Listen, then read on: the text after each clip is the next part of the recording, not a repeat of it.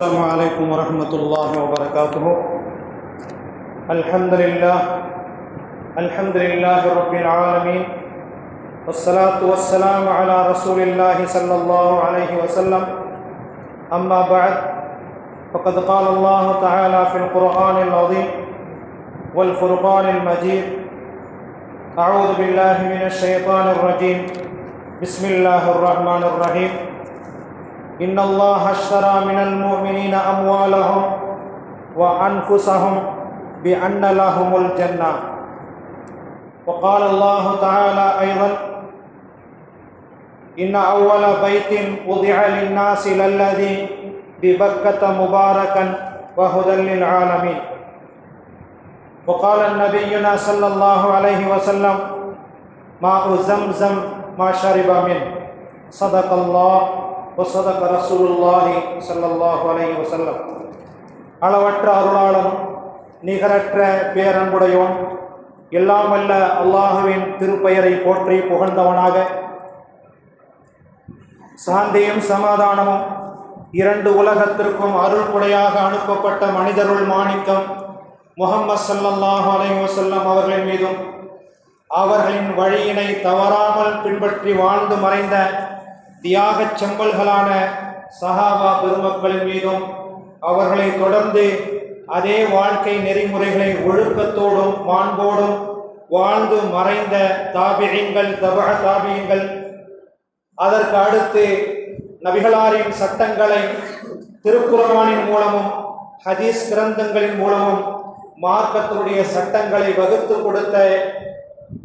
கொடுத்து காலமெல்லாம் அதை பின்பற்றக்கூடிய லட்சக்கணக்கான மக்களின் பின்பற்றுதலுக்கு காரணமாக இருக்கக்கூடிய நம்முடைய இமாம்களின் மீதும், மார்க்க அறிஞர்களின் மீதும், குறிப்பாக இந்த ஜும்மாவுடைய தினத்திலே ஒன்று கூடியிருக்கக்கூடிய நம் அனைவர்களின் மீதும் வல்ல ரஹ்மானுடைய வற்றாத பெருங்கருணை என்றும் நிலவட்டுமாக.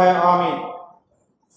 சங்கை மிகுந்த அல்லாஹுவின் நல்லடியார்களே, பாக்கியம் நிறைந்த துல்கஅதா மாதத்தினுடைய சிறப்புகள், அதனுடைய உயர்வுகள், அதற்கு அடுத்து வரக்கூடிய கண்ணியம் நிறைந்த துல்ஹஜ் மாதத்தினுடைய சிறப்புகள், அதன் உயர்வுகள் குறித்து தினந்தோறும் நாம் கேட்டும் படித்தும் வருகின்றோம். சிறப்பான இந்த மாதத்திலே அல்லாஹ் நம்மை ஒன்று கூட்டியிருக்கின்றான். அன்பான பெருமக்களே, உலகத்தினுடைய வாழ்க்கையிலே ஒன்றை இழந்தால்தான் மற்றொன்று கிடைக்கும். 20 ஆண்டுகள் சுமார் தாய் வீட்டில் வளர்ந்த பெண் பிள்ளை அவளின் திருமண வாழ்வுக்கு பிறகு தாய், தந்தை, சகோதரன், சகோதரி இவர்கள் எல்லோரையும் இழக்கின்றால், அதற்கு பகரமாக கணவனின் வீட்டு குடும்பம் கிடைக்கின்றது. அதுபோன்றுதான் மேற்கூறிய வசனத்தின் மூலம், திருக்குர்ஆனின் மூலம் இறைவன் நமக்கு சொல்லி காட்டுகின்றான். அல்லாஹு தஆலா மூமின்களிடத்தில் இருக்கக்கூடிய செல்வத்தையும் அவர்களுடைய இதயங்களையும் விலை கொடுத்து வாங்குகின்றான். அந்த விலைக்கு அல்லாஹு தஆலா கொடுக்கக்கூடிய பகரம் என்னவென்றால் சொர்க்கம். இன்னல்லாஹ அஷ்தரா மினல் முஃமினீன அம்வாலஹும் வ அன்ஃபுஸஹும். அல்லாஹு தஆலா மூமின்களிடமிருந்து அவர்களுடைய உயிரையும் அவர்களுடைய பொருள்களையும் விலை கொடுத்து வாங்கி கொண்டு அதற்கு பகரமாக சொர்க்கத்தை நான் கொடுக்கிறேன் என்பதாக அல்லாஹ் கூறுகின்றான். அல்லாஹுக்கு பிரியப்பட்ட வாழ்க்கையை வாழ வேண்டும் என்று ஒரு மூமின் கருதிவிட்டால் அவர் தன் உயிரை பார்க்க மாட்டார், தன் சொத்து சுகங்களை பார்க்க மாட்டார். காரணம் என்னவென்றால், இவைகளெல்லாம் இழந்து விட்டாலும் கூட அதற்கு பகரமாக விலை மதிக்க முடியாத சொர்க்கத்தை அல்லாஹ் தஆலா தருகிறேன் என்பதாக கூறுகின்றான். எந்த ஒன்றையும் தியாகம் செய்யாமல் எதுவும் கிடைக்காது. காலையில் வேலைக்கு சென்று தன் குடும்பத்தை காப்பாற்றுவதற்காக வேண்டி, தன் பிள்ளைகளுக்கு உணவு, உடை, இருப்பிடம் கொடுப்பதற்காக வேண்டி ஒரு குடும்ப குடும்பத்தின் தலைவர் தன் வீட்டை விட்டு புறப்பட்டு காலையிலே அங்கே அலுவல் வேலைகளை செய்துவிட்டு மாலை நேரத்திலே இரவு பொழுதிலே திரும்பி வரும்போது அன்றைய பகல் காலம் முழுவதும் தியாகம் செய்தால்தான் அவருடைய குழந்தைகளையும் அவருடைய குடும்பங்களையும் காப்பாற்ற முடியும். காலையிலே வேலைக்கு சென்று மாலையிலே வீடு திரும்புவது ஒரு தியாகம். நல்ல ஆரோக்கியம் வேண்டும் என்பதற்காக உணவில் கட்டுப்பாடு என்பது ஒரு தியாகம். மறுமை வாழ்வு சிறக்க வேண்டுமானால் உலக ஆசையை திறப்பது என்பது ஒரு தியாகம். நம்முடைய தியாகம், இந்த காலகட்டத்திலே வாழக்கூடிய மக்களின் தியாகம் தலைகீழாக இருக்கின்றது. வாங்கோசையை காது விழுந்தும் கடை வீதிகளிலே கால் கடுக்க நின்று தொழுகையை விடுவதிலே தியாகம் செய்கின்றார். எல்லா நாட்களிலும் தொழுகையை தொழாமல் தியாகம் செய்துவிட்டு உலக இன்பத்துக்கும் ஆடம்பர வாழ்வுக்கும் ஆசைப்படுகின்றோம். தியாகம் என்றால் என்ன என்பதை நாம் சற்று ஆராய்ந்து பார்க்கும்போது நமது பாபா இப்ராஹிம் அலைஹிஸ்ஸலாத்து வஸ்ஸலாம் அவர்களுடைய வாழ்க்கையையும் அவருடைய சரித்திரமும் உலக மக்கள் அனைவருக்கும் சான்று பகிர்ந்தனர். ஒரு தாய் தன் குழந்தையை வளர்ப்பதற்காக வேண்டி இரவு பகல் என்று பாராமல் தன் தூக்கத்தையும் உடல் ஆரோக்கியத்தையும் தியாகம் செய்கின்றார். தனது இரத்தத்தை பாலாக மாற்றி தியாகம் செய்கின்றார். மட்டுமல்லாமல் பிறந்த குழந்தையை வளர்ப்பது மட்டுமல்லாமல் முதல் 3 வருடங்கள் தனது குழந்தையை வளர்க்க தூக்கத்தை தியாகம் செய்கின்றால் தான் பெற்றெடுத்த பிள்ளைக்காக வேண்டி ஒரு தாய். ஒரு தந்தை தன் மகனுக்காக தனது வாழ்நாள் முழுவதும் தியாகம் செய்கின்றார். தனது உடல் நலத்தை கூட பார்க்காமல் தன் மக்களை காப்பாற்ற பல தியாகங்களை செய்கின்றார். இவைகளெல்லாம் தியாகத்தின் வரிசையில் வருகின்றன. ஒரு செல்வந்தர் தனது பொருளில் பாதியை கூட தியாகம் செய்கின்றார்.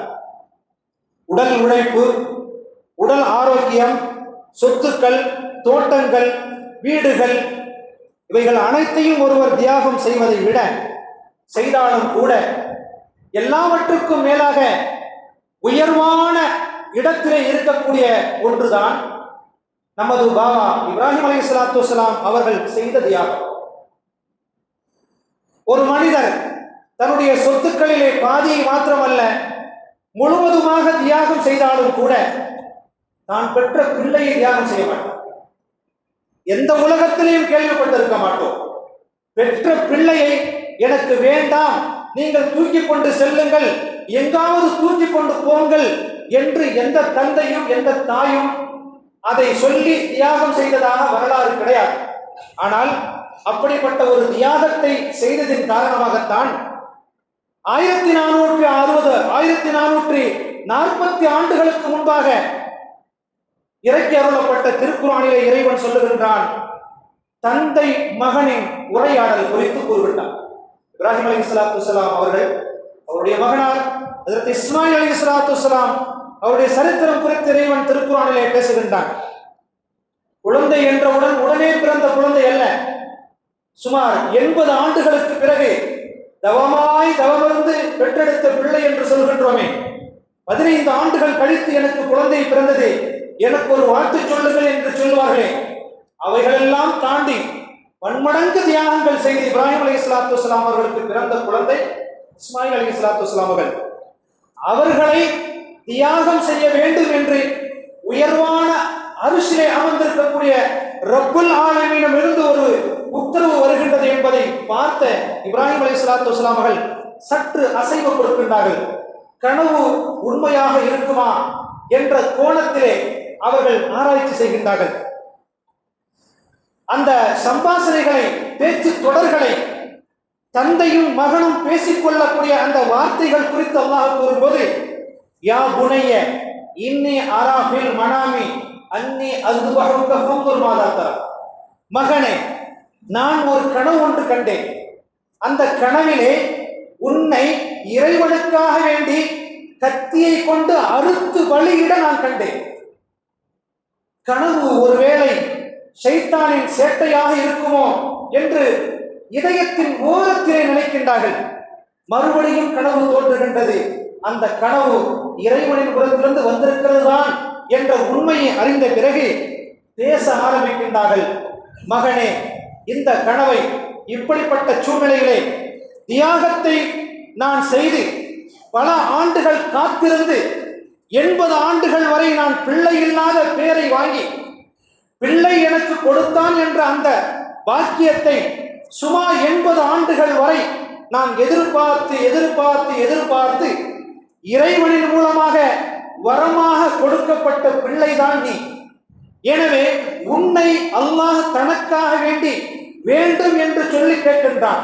எனவே நான் என்ன செய்ய வேண்டும்? மாத்திரமல்ல, உன்னை அறுத்து பலியிட வேண்டும் என்று நான் கனவு கண்டேன்.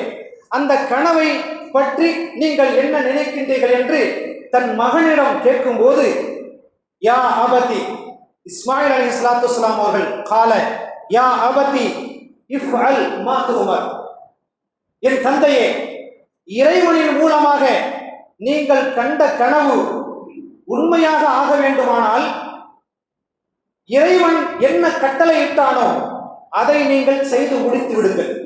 அதை பற்றிய ஆட்சேபனை எனக்கு இல்லை என்று சொல்லி சதஜிதுனி இன்ஷா அல்லாஹ் மினஸ் சாபிரீன், பொறுமையாளர்களுடைய கூட்டங்கள் இவர்கள் எல்லாம் என்று அல்லாஹ் தஆலா மஹ்ஷர் மைதானத்திலே கையை காட்டி சொல்லுவானே, அடையாளம் விடுவானே, இவர்களெல்லாம் பொறுமையாக இருந்த கூட்டத்தார்கள் என்று சொல்லுவானே, அந்த கூட்டத்தார்களில் ஒருவராக என்னை நீங்கள் கண்டு கொள்வீர்கள் என்பதாக மகனார் தந்தையிடம் பதில் கூறுகின்றார்கள்.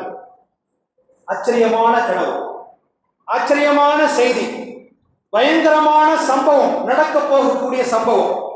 இவைகளெல்லாம் ஒன்று திரட்டி இப்ராஹிம் அலைஹிஸ்ஸலாத்து வஸ்ஸலாம் அவர்கள், என் ரப்பு என்னை கட்டளையிட்டு விட்டான், அவனுக்காக வேண்டி நான் செய்யக்கூடிய தியாகம் உலகத்திலே யாருமே செய்திருக்க கூடாது என்ற பட்டியலில் முதல் இடமாக நான் பெற வேண்டும் என்ற ஆசையிலே இப்ராஹிம் அலைஹிஸ்ஸலாத்து வஸ்ஸலாம் அவர்கள் தன் அருமை மகனாரை அழைத்துக் கொண்டு பெற்ற தாயார் ஹாஜரா அவர்கள் அறுத்து பலியிடப் போகிறேன் என்று சொல்லப்பட்ட அந்த குழந்தைக்கு அழகான முறையிலே சீவி சிங்காரித்து அழகுபடுத்தி தந்தையின் கையிலே ஒப்படைக்கின்றார்கள். அந்த நேரத்திலே அல்லாஹு தஆலாவிடத்திலிருந்து பேசக்கூடிய வார்த்தைகள் எப்போது வருகிறது என்றால், இப்ராஹிம் அலைஹிஸ்ஸலாத்து வஸ்ஸலாம் அவருடைய தியாகத்தின் வரலாற்றை நாம் பார்க்கும்போது அவர்கள் கண்ட கனவு உண்மை. அறுத்து பலியிட வேண்டும் தன் மகனாரை என்று கண்ட கனவும் உண்மை. அறுத்து பலியிட வேண்டும் என்ற செய்தி இறைவனின் வஹி மூலம் வந்த செய்தி என்பதும் உண்மை. மகனிடம் ஆலோசனை கேட்டதும் உண்மை. வஹியாக வந்த செய்திக்கு நான் கட்டுப்படுகிறேன் என்று மகனார் சொன்னாரே, அதுவும் உண்மை. ஆனால் இப்ராஹிம் என்ற தனி மனிதருக்காக வேண்டி அல்லாஹ் நேராக இறங்கி வந்து சொல்லுகின்றார். பேர்பட்ட உயர்வான தியாகத்தை மணிமகுடத்திலே வைக்கக்கூடிய, போற்றி பாராட்டப்படக்கூடிய அந்த தியாகத்தை போற்றும் விதமாக நான் சொன்ன செய்திகள் பயங்கரமான செய்தி, அதிர்ச்சி ஊட்டக்கூடிய செய்தி, இவைகளெல்லாம் ஒருபுறம் பின்னால் தள்ளி வைத்துவிட்டு, தூர தள்ளி வைத்துவிட்டு, எனக்கு கட்டுப்பட்ட இப்ராஹிம் அலைஹிஸ்ஸலாத்து வஸ்ஸலாம் அவர்களுக்கு நான் பதில் தரப்போகின்றேன் என்று சொல்லி எல்லாமே உண்மையாக இருக்கக்கூடிய நேரத்திலே இப்ராஹிம் என்ற அந்த தனி மனிதர் சொன்ன அந்த வார்த்தைக்கு இறைவன் நேரில் வந்து பதில் கூறுகின்றான். அவருடைய பெயரை அழைத்து, யா இப்ராஹிம், இப்ராஹிமே, கது சத்தக்தர் ருயா, உங்கள் கனவை நீங்கள் உண்மையாக ஆக்கி வைத்து விட்டீர்கள். எனவே மனிதன் கொல்லுவது, குத்தி கொலை செய்வது, மனிதனை வெட்டுவது, குத்துவது, இரத்தத்தை பாய்ச்சுவது என்ற நரபலி இருக்கின்றதே, அவைகள் உலக மக்கள் அனைவர்களுக்கும் தடை செய்யப்பட்ட ஒன்று.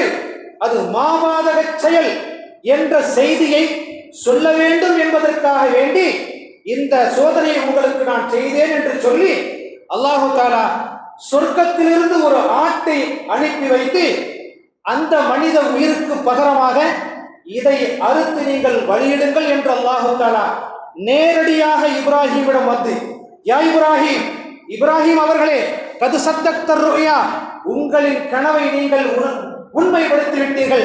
எனவே மனிதன் அறுத்து பலிவிட வேண்டும் என்ற நரபலி இன்று முதல் தடை செய்யப்படுகின்றது. என்றைக்குமே அது ஆகுமாக்கப்பட்ட செயல் அல்ல, அது தடுக்கப்பட்ட செயல், அது இறைவனால் கோபமூட்டப்படக்கூடிய செயல். மன் கத்தல முஃமினன் முத்தஅம்மிதன் ஃபஜஸாஉஹு ஜஹன்னம், எவன் ஒருவன் ஒரு மூமினை வேண்டுமென்றே கொலை செய்கின்றானோ அவனுக்கு நிரந்தரமான நரகம்தான் கூலியாக கிடைக்கும் என்று திருக்குர்ஆனிலே இறைவன் சொல்லி காட்டுகின்றானே. அந்த அடிப்படையிலே நரபலி, மனிதனை வெட்டக்கூடாது, கொலை செய்யக்கூடாது என்ற மாபாதக செயலை தடுத்து நிறுத்திய சம்பவம் தான் இப்ராஹிம் அலைஹிஸ்ஸலாத்து வஸ்ஸலாமுடைய சம்பவம். அன்பான பெருமக்களே, அந்த இப்ராஹிம் அலைஹிஸ்ஸலாத்து வஸ்ஸலாம் அவர்களையும் அந்த இஸ்மாயில் அலைஹிஸ்ஸலாத்து வஸ்ஸலாம் அவர்களையும் இரண்டு நபர்களையும் அழைத்து அஹித்னா இலா இப்ராஹிம வ இஸ்மாயில அன் தஹ்ஹிரா பைத்திய, தந்தை மகன் இருவருமாக சேர்ந்து நீங்கள் இருவரும் இந்த என்னுடைய வீட்டை சுத்தப்படுத்துங்கள். காரணம் என்னவென்றால், இஅ்திகாஃப் இருப்பதற்காக வேண்டிய மக்கள் அங்கே வருவார்கள், ஹஜ் செய்வதற்காக வேண்டிய அங்கே வருவார்கள், தவாஃப் செய்வதற்காக வேண்டிய அங்கே வருவார்கள். எனவே அதற்காக வேண்டி நீங்களும் உங்கள் மகனாரும் சேர்ந்து என்னுடைய உலக மக்கள் அனைவர்களுக்கும் சஜிதா செய்வதற்காக வேண்டி முதல் ஆலயமாக உலகத்திலே எழுப்பப்பட்ட முதல் ஆலயமான அந்த கஅபாவை புனர் நிர்மாணம் செய்யுங்கள் என்று சொல்லி அல்லாஹு தஆலா அங்கே அந்த உயர்ந்த பதவியை கொடுக்கின்றார். மட்டுமல்லாமல் மகாம இப்ராஹிம் அலைஹிஸ்ஸலாத்து வஸ்ஸலாம் அவர்கள் அந்த கஅபத்துல்லாவை புனர் நிர்மாணம் செய்து கொண்டிருக்கக்கூடிய நேரத்திலே அவர்கள் எங்கே காலை வைத்து சுவற்றிலே அவர் சரி செய்து கொண்டிருந்தார்களோ அந்த காலின் பாதத்தின் சுவடுகள் அங்கே பதிந்தன. இறைவன் அல்லாஹு தஆலா ரப்புல் ஆலமீன் உலக மக்கள் அனைவருக்கும் அந்த பாதத்திலே நீங்கள் பாதம் இருக்கும் இடத்தை அங்கே சென்று 2 ரக்அத் தொழுகை தொழ வேண்டும் என்று மார்க்கத்தை சட்டமாக ஆக்கி வைத்தான் அல்லாஹு தஆலா. அப்பேற்பட்ட உயர்வான கஅபா அந்த முதல் ஆலயம். பழைய தோற்றத்திலே புனர் நிர்மாணம் செய்வதற்கு முன்பாக பழைய தோற்றத்திலே இருந்த அந்த கஅபாவிலே பாபா ஆதம் அலைஹிஸ்ஸலாத்து வஸ்ஸலாம் அவர்கள் 1000 முறை தவாப் செய்திருக்கின்றார்கள். 1000க்கும் மேற்பட்ட மலக்குமார்கள் அந்த இடத்திலே தவாப் செய்திருக்கின்றார்கள். மக்காவில் இருக்கும் கஅபாவில் மட்டும்தான் அல்லாஹ் தஆலா தவாஃப் என்ற அமலை உண்டாக்கினார். மதீனாவிலோ பைத்துல் முகத்தஸிலோ அல்லாஹ் தஆலா தவாஃப் செய்ய வேண்டும் என்ற நிலையை உண்டாக்கவில்லை. ஹஜ்ஜுக்கு செல்லக்கூடியவர்கள் பாக்கியசாலிகள். ஏன் தெரியுமா? அங்கே நாம் சென்றவுடன், அங்கே இறங்கியவுடன் நமக்கு கண்ணுக்கு முன்னே தெரியக்கூடிய உலக மக்கள் அனைவர்களுக்குமாக தயாரிக்கப்பட்ட கட்டப்பட்ட முதல் ஆலயமான அந்த கஅபாவின் தோற்றத்தை நாங்கள் பார்க்கும் போது மஹ்ஷர் மைதானத்தில் இருப்பதை போன்ற ஒரு உணர்வை தரும். அந்த கஅபா இருக்கின்றதே, நாம் பார்க்கக்கூடிய அந்த கஅபா நபி அவர்கள் விரும்பி கேட்ட அந்த ஆலயம். அந்த ஆலயம் எப்பேற்பட்ட ஆலயம் தெரியுமா? கிப்லத்தன் தருதாஹா, நபியே நீங்கள் விரும்பினீர்களே, நீங்கள் பொருந்திக் கொண்டீர்களே, அப்பேற்பட்ட ஆலயம்தான் அந்த ஆலயம், அந்த கஅபா. அப்பேற்பட்ட அந்த கஅபாவை தான் ஹாஜிமார்கள் எல்லாம் பார்க்கின்றார்கள். கஅபாவை பார்த்தார்கள். மக்காவுக்கு வந்தவுடன் பெருமானார் ஸல்லல்லாஹு அலைஹி வஸல்லம் அவர்கள் கஅபாவை பார்த்தார்கள். தன் அழுகையை அடக்கிக் கொண்டார்கள். ஹரம் ஷரீஃபின் வாசலுக்கு வந்து விட்டார்கள். தன் அழுகையை அடக்கிக் கொண்டார்கள். ஹஜ்ருல் அஸ்வத் என்ற அந்த கல்லை முத்தமிடுவதற்காக வேண்டி அந்த இடத்துக்கு வந்து விட்டார்கள். தவாஃபை தொடங்க வேண்டும், கல்லை தொட வேண்டும். அந்த சொர்க்கத்தின் கல்லை பார்த்தவுடன் அழுது கொட்டி தீர்த்து விட்டார்கள். அப்போது ஹஜ்ரத் உமர் ரலியல்லாஹு தஆலா அவர்கள் கேட்டார்கள், யா ரசூலல்லாஹ், ஏன் அழுகின்றீர்கள்? அபயம் அளிக்கக்கூடிய இந்த இடத்துக்கு, இந்த பள்ளிவாசலுக்கு உள்ளே ஒமன் தஹலஹு கான ஆமினா, இந்த ஆலயத்துக்கு உள்ளே யார் உள்ளே நுழைந்து விட்டாரோ அவர் பாதுகாப்பான இடத்துக்கு வந்து விட்டார் என்று அல்லாஹ் உத்தரவாதம் தருகின்றானே, நீங்கள் உள்ளே நுழைந்த போது அழுகின்றீர்கள், தவாஃப் செய்யக்கூடிய இடத்துக்கு வரும்போது அழுகின்றீர்கள், ஹஜ்ருல் அஸ்வதுடைய கல்லு இருக்கக்கூடிய இடத்துக்கு வரும்போது அழுகின்றீர்கள், ஏன் என்று கேட்கும்போது நாயகம் ஸல்லல்லாஹு அலைஹி வஸல்லம் கூறினார்கள், ஹுனா துஸ்கபுல் அபராத், கண்ணீரை எல்லாம் கொட்டி தீர்க்கக்கூடிய இடம் இதுதான் என்று பெருமானார் ஸல்லல்லாஹு அலைஹி வஸல்லம் கூறினார்கள். ஹாஜிகள் எல்லோரும் தங்கள் கண்ணீரை ஒப்படைக்கின்ற பூமிதான் மக்கமா நகரம். நபிமார்கள் எல்லாம் தண்ணீர் குடித்த இடத்திலே அந்த புனிதமிக்க ஜம்சம் நீரை குடிக்கக்கூடிய பாக்கியம் நிறைந்தவர்கள் ஹாஜிமார்கள். ஜம்சம் நீர் அது தண்ணீர் அல்ல, பசியை போக்கக்கூடிய உணவு என்பதாக நாயகம் ஸல்லல்லாஹு அலைஹி வஸல்லம் சொல்லிவிட்டு, தவாயிமுல் ஜாய, பசியை போக்கக்கூடிய உணவு என்ற அந்த தண்ணீரை சிறப்பித்து கூறிவிட்டு, ஷராபுல் அப்ரார், நல்லோர்கள் குடிக்கக்கூடிய குடிநீர் என்பதாக பெருமானார் ஸல்லல்லாஹு அலைஹி வஸல்லம் கூறினார்கள். அன்பிற்கினிய அல்லாஹ்வின் நல்லடியார்களே, இப்ராஹிம் அலைஹிஸ்ஸலாத்து வஸ்ஸலாம் அவர்கள் செய்த அந்த வரலாற்று சிறப்புமிக்க அந்த தியாகத்தின் உச்சத்திலே இருந்து உருவாகியதுதான் குர்பானி என்ற அந்த உயர்ந்த அமல். குர்பானியின் சிறப்புகள் பற்றி திருக்குர்ஆனிலே இறைவன் சொல்லுகின்றான், தொழுகையை அல்லாஹுக்காக வேண்டி நிறைவேற்றுங்கள். இன்னா அஅதைனாக்கல் கௌசர், இன்னா அஅதைனாக்கல் கௌசர் சொல்லக்கூடாது. எப்படி சொல்லக்கூடாது? இன்னா அஅதைனா கல் கௌசர் அப்படின்னு சொல்லுவாங்க. இன்னா நாம் அஅதைனாக்க, உமக்கு நாம் கொடுத்தோம், அல் கௌசர, கௌசர் என்ற அந்த நீர் தடாகத்தை உங்களுக்கு நாம் கொடுத்தோம் என்று திருக்குர்ஆனில் அல்லாஹ் சொல்லுகின்றான். ஃபஸல்லி லிரப்பிக, உமது இறைவனுக்காக வேண்டி நீங்கள் தொழுது வன்ஹர், குர்பானை கொடுங்கள் என்பதாக திருக்குர்ஆனில் அல்லாஹ் சொல்லுகின்றான். ஸைத் இப்னு அர்கம் என்ற நபி தோழர் அறிவிக்கின்றார்கள், அல்லாஹ்வின் தூதரே, குர்பானி என்றால் என்ன? குர்பானி என்பது உங்களின் தந்தை இப்ராஹிம் அலைஹிஸ்ஸலாத்து வஸ்ஸலாம் அவர்களின் சுன்னத் என்று பெருமானார் ஸல்லல்லாஹு அலைஹி வஸல்லம் கூறினார்கள். ஹுதைபியா ஆண்டில் நாங்கள் 7 நபர்களாக சேர்ந்து ஒரு ஒட்டகத்தையும் 7 நபர்களாக சேர்ந்து ஒரு மாட்டையும் குர்பானி கொடுத்தோம் என்பதாக ஜாபிர் ரலியல்லாஹு தஆலா அன்ஹு அவர்கள் கூறுகின்றார்கள். குர்பானி உயர்ந்த அமல் என்பதை நாம் புரிந்து வைத்திருக்கின்றோம்.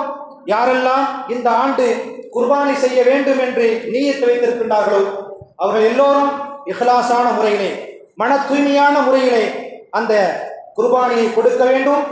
குர்பானியுடைய சிறப்புகளை பற்றி ஏராளமாக இருக்கின்றது. பெருமானார் ஸல்லல்லாஹு அலைஹி வஸல்லம் கூறினார்கள், யௌமுன் நஹர், ஹஜ் பிறநாள் அன்று அறுக்கக்கூடிய அந்த அமல் இருக்கின்றதே இறைவனிடத்திலே மிக பிரியமான அமல். எவர் ஒருவர் அந்த குர்பானியை அறுக்கும் போது பிஸ்மில்லாஹி அல்லாஹு அக்பர் என்ற வார்த்தையை கூறுகின்றாரோ, அந்த வார்த்தையை கூறிவிட்டு அறுக்கும் நேரத்திலே இரத்தம் பூமியிலே விழுவதற்கு முன்பாக அவரின் எல்லா பாவங்களும் மன்னிக்கப்படுகிறது என்பதாக பெருமானார் ஸல்லல்லாஹு அலைஹி வஸல்லம் கூறினார்கள். எப்படி குர்பானியுடைய அமல் நம்முடைய கடமையாக இருக்கின்றதோ, 50 கடமைகளில் ஒன்றான ஹஜ்ஜுடைய கடமையை நிறைவேற்றுவதற்கும் நாம் நியத்து வைக்க வேண்டும்.